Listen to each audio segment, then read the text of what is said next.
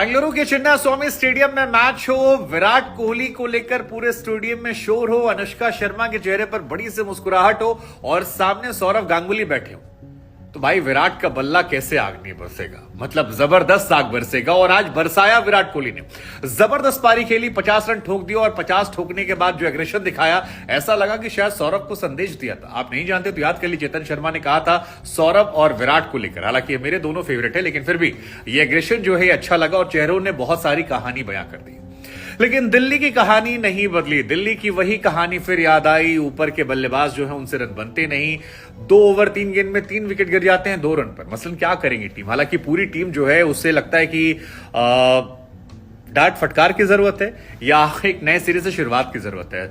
एक से एक मतलब नाम यहां पर हैं, लेकिन उन नामों का क्या फायदा अगर आप स्टैंड नहीं ले पाते, आप परफॉर्म नहीं कर पाते। और बहुत डिसअपॉइंटिंग सीजन दिल्ली के लिए रहा। ऐसा लग रहा है कि वो आखिरी पायदान के लिए बने हैं और आखिर तक उनकी टीम में कुछ बदलने वाला नहीं। लेकिन आरसीबी अनुज रावत की वो टुक टुक बल्लेबाजी के बावजूद एक रिस्पेक्टेबल स्कोर बनाती। हालांकि शुरुआत बहुत तगड़ी हुई थी, लेकिन अनुज रावत को भी समझना पड़ेगा कि भाई काम ऐसे ना चल बे। इंपैक्ट प्लेयर हो आप, इंपैक्ट दिखाओ यार, क्या कर रहे हो। कार्तिक ने भी रिकॉर्ड बनाया, अनचाहा 15वीं बार डक पर गए, लेकिन कुल मिलाकर शानदार मैच, जबरदस्त विराट कोहली का एटमॉस्फेयर और चिन्ना स्वामी की तो क्या ही बात है। दरअसल आज विराट कोहली कुछ अलग खा पी कर आए थे और उन्होंने वो दिखाया कि आज उनका जोश, उनका एटीट्यूड, उनका स्टाइल जो था वो कुछ हटकर था। 34 गेंदों में 6 चौके 1 छक्के के साथ विराट कोहली ने अर्धशतक पूरा किया और इस अर्धशतक के पूरा करने के साथ ही आईपीएल में वो हाईएस्ट हाफ सेंचुरी में नंबर 2 पर पहुंच गए। शिखर धवन को पीछे छोड़ा।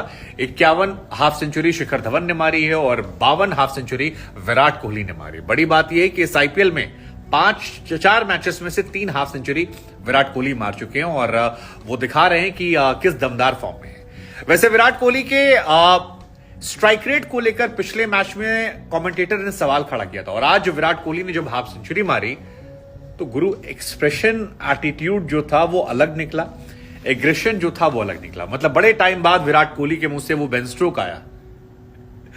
आज विराट कोहली ने जश्न मनाया, वो एटीट्यूड दिखाया कि मैं हूं ना, और जबरदस्त वो एटीट्यूड था। उसको लेकर चर्चाएं सोशल मीडिया पर बहुत ज्यादा है कि विराट फिर बदले बदले नजर आ रहे हैं, क्योंकि विराट बीते कुछ समय से काफी मैच्योर हो गए थे और इतना मैच्योर विराट के प्रशंसकों को अच्छा नहीं लगता। उन्हें लगता है कि यार हमारा वाला कोहली वही है जो कस के आंख तरेड़ देता है, जो कस के आंख ऐसे कर देता है या कहता है कि बेन स्ट्रोक अच्छे खिलाड़ी है। खैर ये एटीट्यूड दिखा, लेकिन इस एटीट्यूड के बाद विराट जो है वो रन नहीं बना पाए और फिर आउट हो गए। अब इसको लेकर भी एक एटीट्यूड के बाद ही आउट। अगर बल्लेबाजी की बात कर ली जाए तो विराट के अलावा जो बाकी बल्लेबाजी है, कई लोगों ने तो अच्छा खेला, कई लोगों पर सवाल है। मसलन फाफ डु प्लेसी हमेशा की तरह शानदार रहे, अच्छी शुरुआत की, 4 ओवर में 40 रन से ऊपर चले गए और जिसके बाद अमन खान ने एक बेहतरीन लाजवाब कैच पकड़ा। इस कैच की जितनी तारीफ आप करेंगे वो कम है, क्योंकि ये one of the best catch of the tournament कह सकते हैं। 2 बार में उठा के पकड़ा।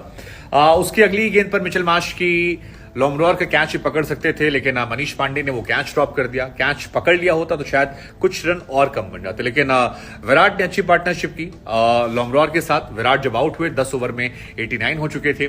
इसके बाद मैक्सवेल आए। मैक्सवेल ने आज आते ही 3 छक्के जड़ दिए और ये दिखाया कि अभी बहुत जान बाकी है। मैक्सवेल के छक्कों की तारीफें हो ही रही थी कि मैक्सवेल भी अपना विकेट जो है वो गिरा देते हैं।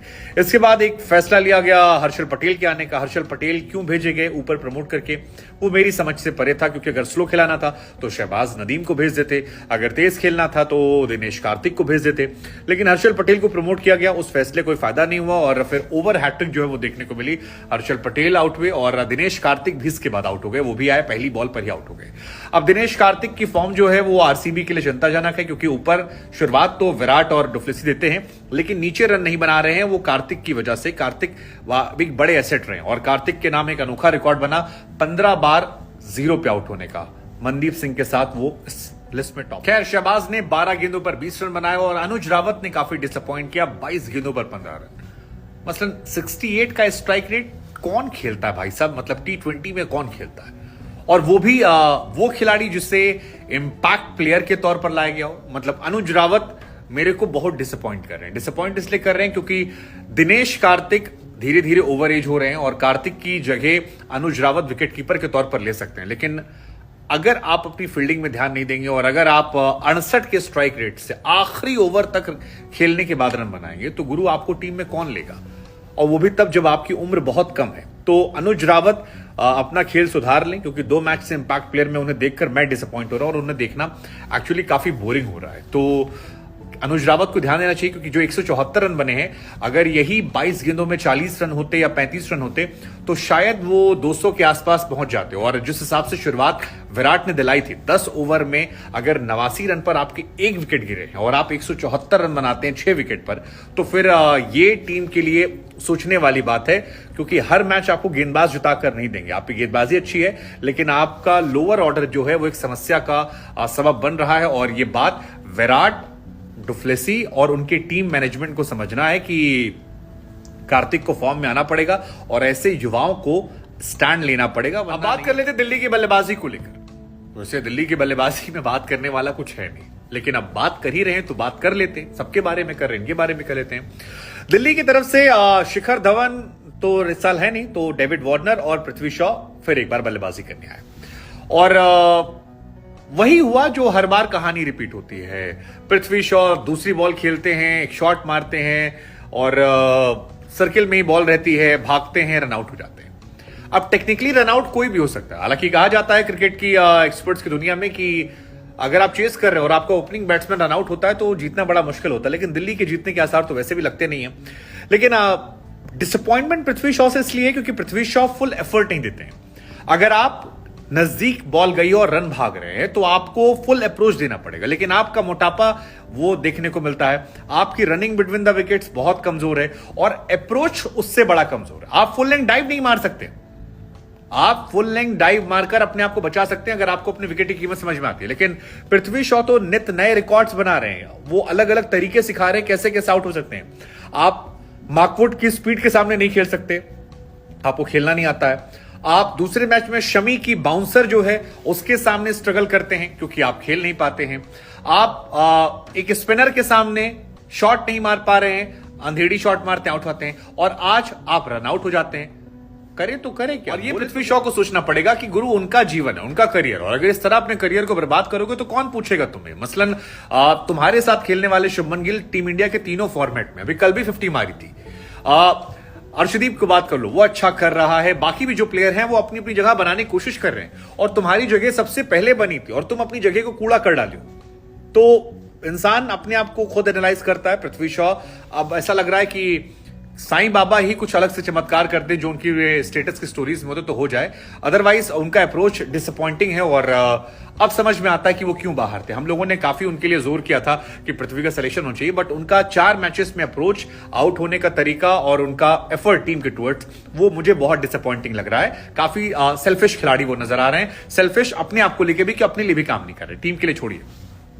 खैर, इसके बाद मिचेल मार्श शादी के बाद आए, सोचा कि कुछ अच्छा करेंगे, विकेट निकाले, 2 विकेट ले लिया था गेंदबाजी में, एक कैच ड्रॉप होता वरना 3 विकेट होते, लेकिन बल्ले से एक शॉट मारने के चक्कर में मिचेल मार्श भी आउट होते हैं। आज क्या बॉलिंग की सिराज और पार्नल ने, जबरदस्त, मतलब तेज गेंदबाजी कैसी होती है वो दिखाया यहां पर, वो आउट हो जाते हैं। इसके बाद यश धुल, जिन्हें अंडर 19 कप्तान थे, उन्हें हायर किया गया, लगा वो भी अच्छा कर सकते हैं, लेकिन आज लगातार दूसरे मैच में वो आउट हुए। हालांकि क्वालिटी बॉलिंग थी, लेकिन फिर भी यश धुल को भी समझना पड़ेगा कि बहुत मौके नहीं मिलते। हमने उन्मुख चंद को देखा है इसी दिल्ली में आउट होकर फिर बैठ के अमेरिका में खेल रहे हैं, इंडिया में आईपीएल तक खेलने को नहीं मिल रहा। मसलन आप सोचिए कि 2 ओवर 2 गेंद में 3 विकेट। अब इस टीम का क्या होगा जिसके 3 बल्लेबाज 2 रन पर आउट हुए हैं तीसरे ओवर में? वही होना था। इसके बाद एक छोटी सी पार्टनरशिप होती है मनीष पांडे और वार्नर के बीच में। वार्नर एक डेब्यूटेंट को अपना विकेट देते हैं, विजय कुमार उनका नाम है। आज चिन्नास्वामी स्टेडियम में, जो उनका होम ग्राउंड स्टेडियम है, वहां पर वो पहला मैच खेल रहे हैं और डेविड वार्नर जैसी बड़ी मछली का शिकार उन्होंने पहले मैच में कर लिया। तो उनके लिए भी एक बड़ा प्राउड मोमेंट है, क्योंकि आप अपनी पिच पर, अपने होम कंडीशंस पर खेलें, विराट कोहली जैसा खिलाड़ी आपकी टीम में हो, और डेब्यू मैच में डेविड वार्नर जो आईपीएल में सर्वाधिक 50 रन बना चुके हैं, सबसे तेज 5,000 रन बनाने वाले खिलाड़ी हैं, तो एक बड़ा मूवमेंट उनके लिए था। तो डेविड वार्नर भी आउट होते हैं। इसके बाद पुरेल आते हैं। पुरेल अच्छे विकेट कीपर हैं, लेकिन उनकी बल्लेबाजी जो है वो भी उतनी दमखम वाली नहीं दिखती और हर मैच में ये दिखा रहे हैं। हर्षल पटेल के पहले ओवर में वो भी आउट होते हैं। आलम यह है कि 9 ओवर में 53 रन पर 5 विकेट गिर जाते हैं और ये अपने आप में बताने के लिए काफी कि इस टीम में बैटिंग में डेप्थ होने के बावजूद भी 7 नंबर पर अक्सर पटेल आते हैं। सोचिए 7 नंबर पर अक्सर पटेल जिस टीम में हो, उस टीम के 10 ओवर में 50 पे 5 गिर जाए, हालांकि किसी भी टीम में किसी दिन गिर सकते हैं, लेकिन 4 मैचेस में अगर एक ही कहानी हर मैच में रिपीट हो रही है तो फिर ये उस टीम के लिए बहुत चिंताजनक बात है। हालांकि थोड़ा सा सेटिस्फैक्शन जो है मनीष पांडे की बल्लेबाजी ने दिया, क्योंकि उनकी लेगेसी अच्छी है और आज दिखाया कि अगर दिल्ली की बल्लेबाजी की बात करें तो 14 गेंद में 21 रन अक्सर पटेल के और 38 गेंदों में 50 रन मनीष पांडे के। इसके अलावा इस टीम में बात करने वाला कुछ था नहीं। मनीष पांडे ने अच्छी बल्लेबाजी की, कंसिस्टेंसी दिखाई। मनीष पांडे लंबे समय से इन एंड आउट हो रहे थे, उन्हें बल्लेबाजी करते देख अच्छा लगा। लेकिन अगर दिल्ली को यहां से भी कोई वापसी करनी है, या वापसी छोड़िए इज्जत बचानी है, तो आपके खिलाड़ियों को स्टैंड लेना पड़ेगा। डेविड वार्नर जब तेज खेलते हैं तब आउट होते हैं, स्लो खेलते हैं तो टीम परफेक्ट होता है। मिचेल मार्श रन नहीं बना रहे, पूरी टीम जो है वो बहुत बहुत बहुत फ्रस्ट्रेटिंग सिचुएशन में हो गया। हालांकि विराट के फैंस बहुत खुश हैं क्योंकि सौरव गांगुली और विराट की टीम जो है वो आमने सामने, और इन लोगों को लेकर कंट्रोवर्सी जैसे चेतन शर्मा ने कही थी उसके बाद तो इनके फैंस का अलग लेवल का स्वैग चल रहा है, वो काफी इंजॉय कर रहे हैं। गेंदबाजी की बात की जाए, सिराज आउटस्टैंडिंग, पार्नर आउटस्टैंडिंग। विजय ने आज शुरुआत की 2 विकेट निकाले, आते ही वो भी बहुत कमाल के रहे। हर्षल भी अच्छे थे। हसरंगा जो है वो थोड़े महंगे साबित हुए, लेकिन फिर भी उन्होंने विकेट निकाला मनीष पांडे का, तो वो भी अच्छे रहे।